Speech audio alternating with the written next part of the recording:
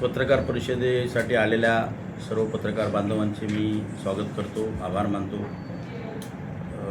महाराष्ट्र राज्याचे आमचे राष्ट्रवादी पक्षाचे नेते स्वर्गीय अजितदादा पवार साहेब यांचा वाढदिवस 22 जुलै रोजी असतो। गेले पक्ष स्थापनेपासून आम्ही तो वाढदिवस मोठ्या उत्साहाने साजरा करत आलो आहे आणि गेली 3 वर्ष मला अजितदादांनी आणि तटकरे साहेबांनी जी जिल्हाध्यक्षपदाची जबाबदारी दिली त्या दिवसापासून आजपर्यंत गेली 3 वर्ष सतत अजितदादांचा 22 जुलैचा वाढदिवस सिंधुदुर्ग जिल्ह्यातल्या 8ही तालुक्यांमध्ये उत्साहात साजरा केला जात होता। परंतु आज मला जिल्हाध्यक्ष केल्यानंतर मला वाढदिवस करण्याची पण दादांनी संधी दिली आणि आज माझं दुर्दैव आणि आमचं सर्व कार्यकर्त्यांचं की त्यांची जयंती आज आम्हाला करण्याची वेळ आमच्यावरती आलेली आहे।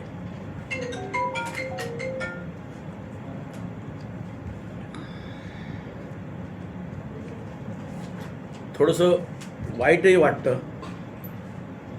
की ज्या माणसाने आम्हाला उभं केलं, आम्हाला पावलोपावली ताकद दिली, त्या माणसाचा वाढदिवसही साजरा करण्याची वेळ आमच्यावर आली आणि आज जयंतीसुद्धा साजरी म्हणजे जयंतीचा कार्यक्रम करण्याची वेळ आमच्यावर आली आहे। परंतु आम्ही कुठच्याही परिस्थितीत न डगमगता मी म्हणा, आमचे कार्यकर्ते म्हणा, राष्ट्रवादी पक्ष कसा ताकदवार होईल किंवा आदरणीय आमच्या वहिनी राष्ट्रीय अध्यक्षा सुनेत्रा वहिनी तटकरे साहेब पारदादा यांना कशी ताकद मिळेल ह्या दृष्टिकोनातून आम्ही आज मी म्हणा, माझे पदाधिकारी म्हणा, कार्यकर्ते म्हणा, आम्ही त्या पद्धतीने काम करत आहोत। ज्यावेळी मला दादांनी ही जबाबदारी दिली त्याचवेळी मी दादांना शब्द दिला होता की जोपर्यंत मी या पदावर असेन दादा, तोपर्यंत आपला पक्ष कुठल्याही प्रकारे कलंकित होणार नाही, याची जबाबदारी माझी राहील। त्या पद्धतीने गेली 3 वर्ष निष्कलंकपणे हा पक्ष आम्ही चालवत आलो आहे आणि ह्याच्यापुढेही त्या पद्धतीनेच आमच्या पक्षाची वाटचाल राहील। परंतु आज आमच्यातून दादा 28 जानेवारीला निघून गेले। आमच्यावरती फार मोठा प्रसंग आला। त्या प्रसंगातही न डगमगता आमच्या सुनेत्रा काकी आहेत, त्यांनी भरभक्कमपणे त्या दुःखातून बाहेर पडत राष्ट्रीय अध्यक्षपदाची जबाबदारी घेतली। तटकरे साहेबांनी प्रदेशाध्यक्षपद आहेत, त्याचप्रमाणे पारदादांनी सुद्धा मला पर्सनली 2-3 वेळा फोन करून सांगितलं की तू घाबरू नकोस, आम्ही सर्व तुमच्या पाठीशी आहोत। ही सर्व ताकद असताना आज आमची पण तेवढीच जबाबदारी आहे की दादांसाठी आपण काहीतरी केलं पाहिजे, त्याचवेळी त्यांना ही भावपूर्ण श्रद्धांजली होईल। त्यासाठी तटकरे साहेबांच्या सूचनेनुसार पूर्ण राज्यातील 35 जिल्ह्यांमध्ये दादांची जयंती साजरी करण्याचा कार्यक्रम आम्हाला पाठवण्यात आला व त्यानंतर महाराष्ट्र शासनाने ही जयंती शासकीय जाहीर केली व ती सर्व शासकीय निमशासकीय कार्यालयांमध्ये जयंती कार्यक्रम व्हावेत अशी अधिसूचना काढण्यात आली। म्हणजे आज अजितदादांनी केलेल्या कार्याचं हे फळ आम्हाला मिळालेलं आहे। अजितदादांनी अनेक घटकांपर्यंत जाऊन काम केलेलं आहे।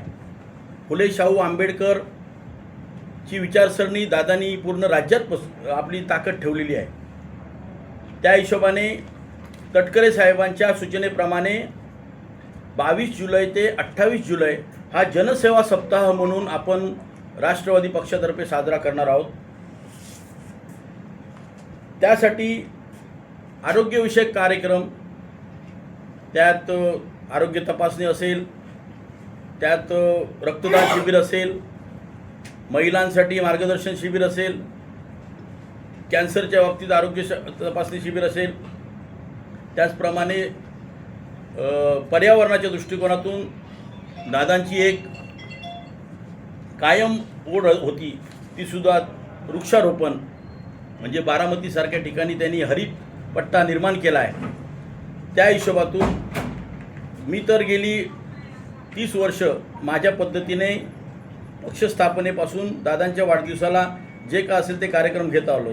परंतु गेली 3 वर्ष दादांच्या 22 जुलैच्या वाढदिवसानिमित्त मी 5,000 ते 10,000 काजू कलमांचं वाटप मी दरवर्षी करतो.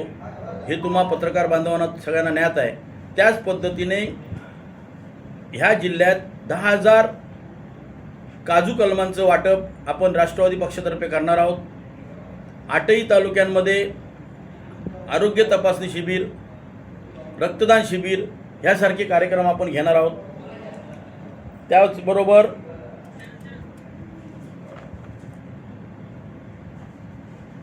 दादांचा अल्पसंख्याक समाजावरती एक प्रकारचा चांगला विश्वास होता. त्या पद्धतीने अल्पसंख्याक संघटनेमार्फत आम्ही त्या अल्पसंख्याक जिल्हाध्यक्षांमार्फत काही समाजोपयोगी कार्यक्रम आम्ही करणार आहोत. त्याचप्रमाणे युवा वर्गासाठी, खास करून युवा वर्ग हा दादांकडे आकर्षित होता. युवा वर्गासाठी युवक राष्ट्रवादीतर्फे सुद्धा आपण चांगल्या पद्धतीने जे कार्यक्रम असतील समाजोपयोगी केले जातील. महिला आघाडीतर्फे सुद्धा केले जातील. आमचे जे सेल आहेत, व्हीजीएनटी सेल आहेत, सामाजिक न्याय विभाग आहेत, ओबीसी सेल आहेत, त्या प्रत्येक विभागाला आम्ही कार्यक्रम दिलेले आहेत. त्या पद्धतीने दादांची जयंती कार्यक्रम आम्ही सिंधुदुर्ग जिल्ह्यात 8ही तालुक्यांमध्ये करणार आहोत. आणि येणाऱ्या सोमवारी, आज सोडून पुढच्या सोमवारी एक जिल्ह्याचा भरगच्च कार्यक्रम राष्ट्रवादीतर्फे कणकवलीमध्ये वृक्ष वाटप, आरोग्य तपासणी व रक्तदान शिबिर ह्या स्वरूपात कणकवलीतील एका हॉलमध्ये आम्ही मोठ्या स्वरूपात करणार आहोत. त्याचप्रमाणे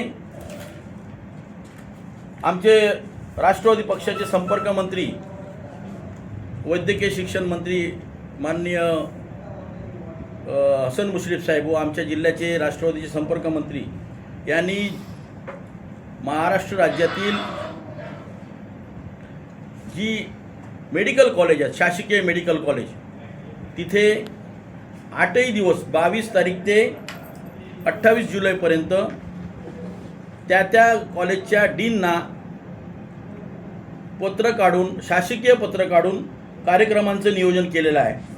त्यात 22 ते 28 तारखेपर्यंत शासकीय मेडिकल कॉलेज ओरोस येथे रक्तदान शिबिर चालू असणार आहे. त्याचप्रमाणे 22 ते 24 तारखेपर्यंत स्तन कर्करोग तपासणी शिबिर महिलांसाठी हे आपल्या मेडिकल कॉलेजला शासकीय रुग्णालय ओरोस येथे मोफत करून देणार आहोत. त्याचप्रमाणे महिलांसाठी गर्भाशय व मुख कर्करोग तपासणी शिबिर 25 तारीख ते 27 तारीख. त्याचप्रमाणे बोन मिनरल डेन्सिटी BMD तपासणी शिबिर 22 तारीख ते 24 तारीख व नेत्र तपासणी व शस्त्रक्रिया शिबिर 22 तारीख ते 25 तारीख असे 5 टप्प्यांमध्ये या जिल्ह्यातील जनतेसाठी मोफत शासकीय मेडिकल कॉलेज येथे आपल्या शासनामार्फत केलं जाणार आहे. तर याचा लाभ या सिंधुदुर्ग जिल्ह्यातील जनतेने व सर्वसामान्य लोकांनी घ्यावा. ही योजना करण्याचा एकच उद्देश की ह्या सर्व 5ही टप्प्यांमध्ये जनतेची सेवा करणे एवढाच एक उद्देश आहे. त्यामुळे मी सिंधुदुर्ग जिल्ह्यातील जनतेला आवाहन करतो की येणाऱ्या 8 दिवसात मेडिकल कॉलेज ओरोस, शासकीय रुग्णालय ओरोस येथे या पद्धतीचे कार्यक्रम आपण राष्ट्रवादी पक्ष व शासकीय रुग्णालयाचे डीन व आपल्या महायुतीतले तिन्ही पक्ष मिळून एकत्र आम्ही करणार आहोत. आणि याचं उद्घाटन 22 तारीखला पालकमंत्री साहेब नितेश राणे साहेब यांच्या हस्ते होणार आहे व ते उद्घाटन झाल्यानंतर सतत 8 दिवस हे कार्यक्रम चालू राहणार आहेत. तरी परत एकदा मी या सिंधुदुर्ग जिल्ह्यातील जनतेला आवाहन करतो की या सर्व तपासण्यांचा आपण फायदा करून घ्यावा, जेणेकरून तिथे औषधोपचार पण केले जातील, शस्त्रक्रिया पण करणार आहेत. त्यामुळे याचा लाभ घ्यावा एवढीच मी या सिंधुदुर्ग जिल्ह्यातील जनतेला मी विनंती करतो. त्याचप्रमाणे दादांचा वाढदिवस साजरा केला गेली 3 वर्ष. ह्या वर्षी दुर्दैवाने आम्हाला जयंती कार्यक्रम करावा लागणार आहे. तरी पण आम्ही खचून न जाता दादांची जनतेची सेवा करण्याची जी काय ताकद होती तेच करण्याचं काम आम्ही ह्या पुढील काळात करणार आहोत. मी थोडासा भावनिक झालो, कारण काय आम्हाला त्यावेळी कळेना दादांचा अपघाती मृत्यू झाल्यानंतर की आम्ही काय करावं. परंतु आज आम्ही स्थिर आहोत. येणाऱ्या काळात लोकांची सेवा करण्यासाठी राष्ट्रवादी पक्ष सज्ज आहे एवढंच सांगतो आणि थांबतो. जय हिंद, जय महाराष्ट्र. ताज्या अपडेट्स आणि ताज्या बातम्यांसाठी आजच सबस्क्राईब करा आपला Sindhudurg digital news channel. Like करा, शेअर करा, कमेंट करा आणि महत्त्वाचं म्हणजे बेल आयकॉनला क्लिक करायला विसरू नका.